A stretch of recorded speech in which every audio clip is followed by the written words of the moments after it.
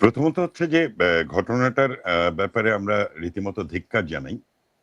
বাংলাদেশ নামক একটি অসাম্প্রদায়িক ধর্মনিরপেক্ষ গণতান্ত্রিক রাষ্ট্র ছিল, যা গত ৫ আগস্টে সেই রাষ্ট্রের রাষ্ট্র কাঠামো এবং তার চেতনা, দর্শন এবং সংস্কৃতি সবকিছুকে হত্যা করা হলো ২০২৪-এর ৫ আগস্টে।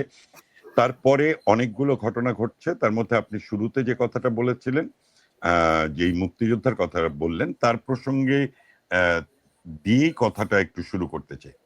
মইনুদ্দিন খান বাদল। মইনুদ্দিন খান বাদল শুধুমাত্র কি একজন মুক্তিযোদ্ধা? তা কিন্তু নন। তিনি সংসদে দাঁড়িয়ে তিনি সেই কথা বলেছিলেন, যেই কথার ভেতর দিয়ে উচ্চারিত হয়েছিল যে শেখ মুজিব একজন খারাপ লোক ছিলেন। ধরে নিলাম আপনারা বলছেন তিনি খারাপ লোক ছিলেন। আপনারা তাকে হত্যা করলেন। কিন্তু তাকে সপরিবারে কেন হত্যা করলেন? এই সপরিবারে হত্যা করার মধ্য দিয়ে স্পষ্টতই বোঝা যায় যে আপনারা শেখ মুজিবুর রহমানকে হত্যা করেননি।